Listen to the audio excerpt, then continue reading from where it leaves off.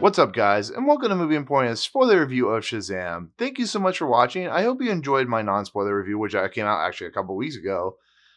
This is releasing the weekend that the movie actually wide releases for everyone. Okay, so Shazam, as I told you, is a fun. It's kinetic. It's energetic. It's just all over the top. Just good times. And so the story basically plays out as this.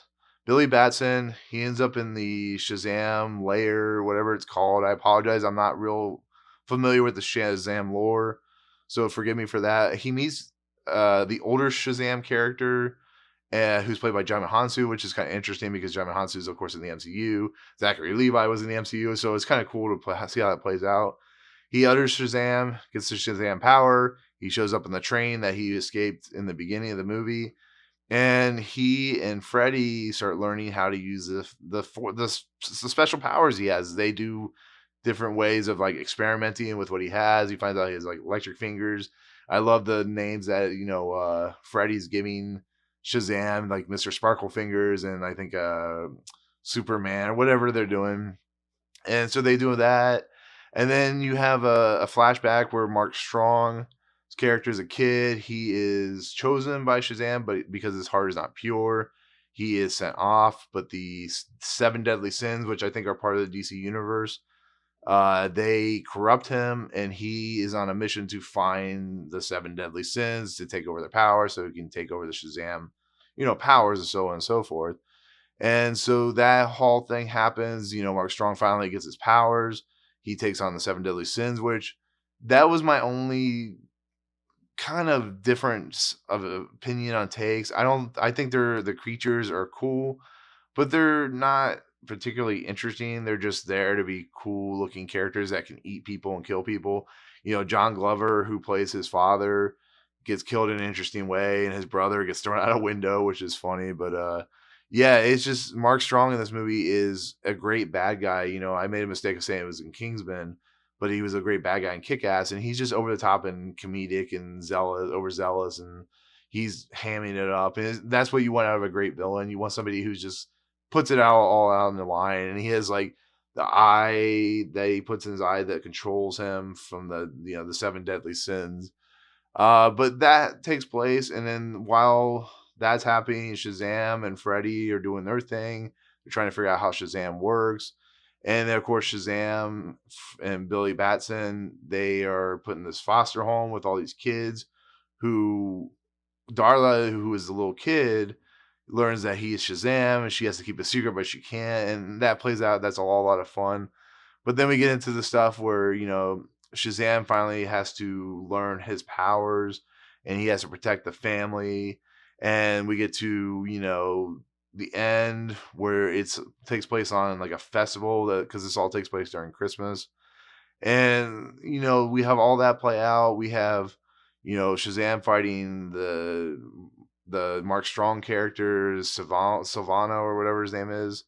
And that's a lot of fun just to see them fighting, to see Shazam is not super all powerful, that he has a rival that could take him down, and that kind of plays out in the mall situation and stuff like that. But the action sequences here are all fun.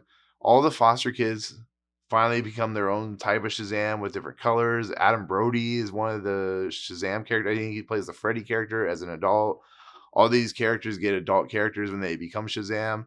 And the Darla character, because I keep harkening back to her because she's so adorable, and when she becomes an adult superhero, because they all transform into adults, like she has that innocence in her when she sees Santa Claus, because Santa Claus has a big fun part that makes a lot of people laugh, and it was very, very funny.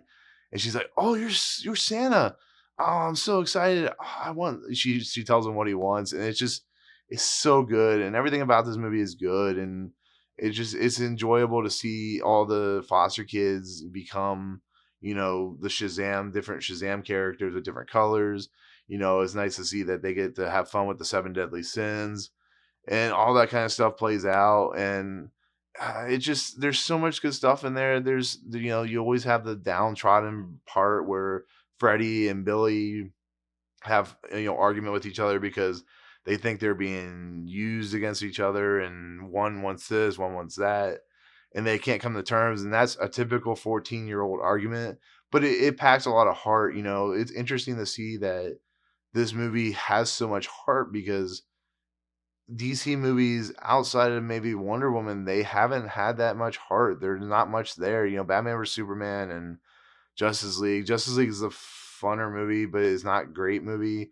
And then of course you had Man of Steel, which is very dour, doesn't have a huge amount of heart. But Shazam just turns it all around, and it's just amazing to watch Zachary Levi just knock it out of the park. And then you get to the end, and everything's been settled. The family is brought together. The foster family is put together, and you get to the mid credit scene, and you get to the part where Mark Strong is writing on the little wall with the little symbols, and then you get the mid credit scene, and you get Mark Strong. He's trying to figure out the doorway to go with the little symbols and stuff like that. And we get this creature, or this character starts talking to him. And at first I thought maybe it was like the Joker or something like that. I didn't know who it was. And then in the beginning, like near the beginning of the movie, you see this little silkworm or worm in a jar. And I'm sure that's going to make a lot of DC fans happy because they know what it is. I had no idea what it is. I had no one around me to tell me what it was because most of the people went to see the movie aren't DC fans. They're there to see a DC comic movie, but they're there to see the movie. And so I looked it up, and it's this because he starts talking to him, and it's a worm, but it's Mr. Mind, and he starts talking about opening up the seven realms. And I'm not, like I said, you guys have to tell me in the comments below what that means.